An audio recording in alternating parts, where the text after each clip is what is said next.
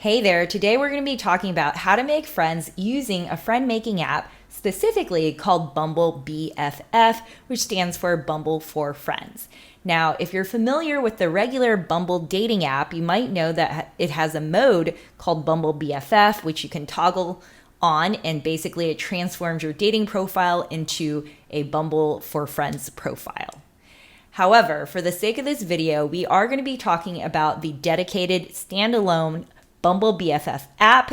You can see the logo is black and yellow and not yellow and white.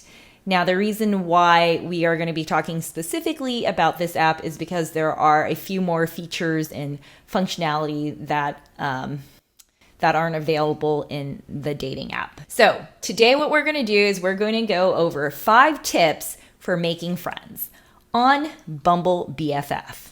Tip number 1, cast a wide net. So when you're trying to expand your social circle, it's important to cast a very wide net because you want to have the most potential candidates you can. And once you have like a nice pool of candidates, you can really home in on the people you're interested in, get to know them more, and hopefully nurture those relationships that will one day become significant friendships. Online friend making is a little bit like online dating. You can get a lot of different things from it. Some people will use it more flippantly and kind of have like disposable friends or just friends that they want to hit the gym with or something like that. And other people, I think most other people, are probably looking for genuine friendships. Number 2, if you're unsure about whether or not you want to meet someone, err on the side of yes. So one strategy to kind of illustrate this example is that on the free version of Bumble for Friends, which is the version I was using, I made it a goal for the first 30 days to maximize that free version. And what this meant was that every morning I would wake up and I'd start swiping through profiles until I would run out of likes. If you expand that social circle and do it efficiently, if you invest more energy in a concentrated amount of time, you can actually have much larger gains. And that's kind of my philosophy, I guess on life and a lot of things. So strategy number 2 is to err to yes. If you see someone's profile, you're not quite sure if you like them or not, go ahead and swipe yes. I mean, they still have to match with you before you can message each other. And if you both match and they haven't messaged you yet, then maybe take a second look at their profile. If it looks good, go ahead and send them a message or have faith in the fact that you said yes to them and go ahead and say hello. Tip number 3, be friendly and responsive. During this 30-day period when I was maximizing all my friend likes, I also made sure that I was responding promptly every time someone was messaging me. I would say something back if we both matched and I looked at their profile again, or if I just trusted my instinct the first time, then I would just go ahead and send a quick hello.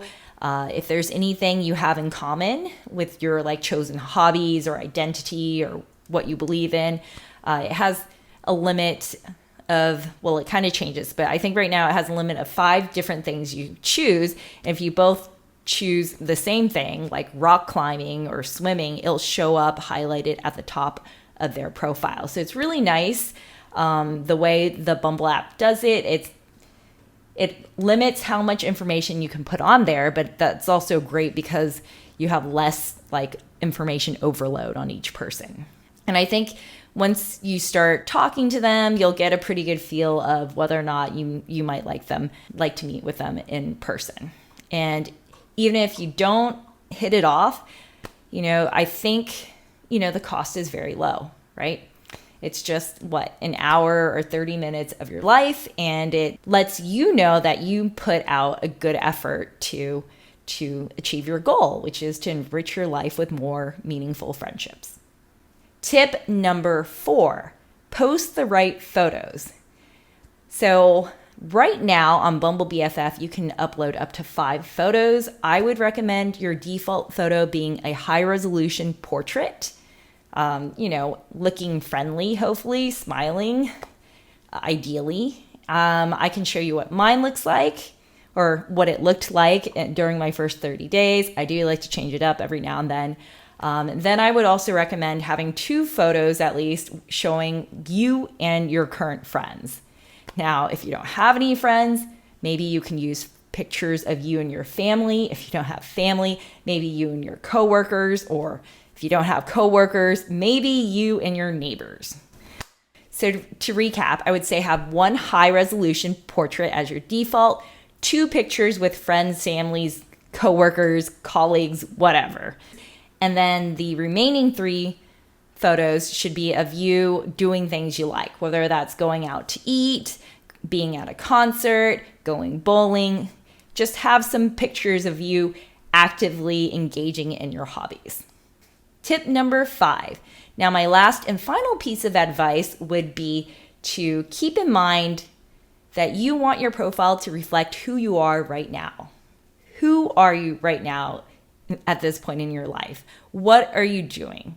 So don't do things such as write something on your profile like, I really want to find a friend so I can go deep sea fishing, or so I can try hot yoga. Because ideally, you are already doing wonderful, great hobbies and things with your time, and you're just inviting someone else to join in on the fun, right? So no one wants to be a friend savior to come scoop you out of your boring life and give you things to do. Now, it's okay if your life is boring and if you do need friends, but figure out what it is that you really like and be okay with doing that on your own, right? Because once you're really into it and you find a community or you find others who are also interested in the same thing, friendships will happen more organically. So just be who you are right now. And if you feel like you have nothing interesting right now, I mean, there must be something. Either you read fantasy novels, or you like to create videos, or you love singing karaoke. There's so many people in the world and so many people on these friend-making apps that surely somebody will have some of the same interests as you. So you just want to make sure that you're choosing interests that you already have. It's okay to want a great friend who doesn't, right? And it's okay to want someone to invite you to things, and these things will happen. It just takes a little time, a little patience. And once you focus on yourself and what you want to do, and you kindly and warmly welcome people to join you, I think that's when you'll start seeing your social life really take off. So I think I have been on Bumble for a few months right now, maybe a little more than 2. And my experience has been really pleasant so far. And I can say that it has been incredibly effective. And I've met lots of quality people. And I've also met like quality people that I'd like to see again, quality people that I'm okay not seeing again. For the most part, I enjoy everyone. And you just kind of slowly, as you get to know people, they'll invite you to more things. Overall, I don't think you should ever be stingy with friends. I think it's just kind of the wrong way to go about life.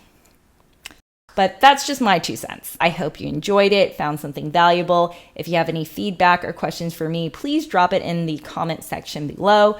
If you haven't already, please subscribe and like and share this channel.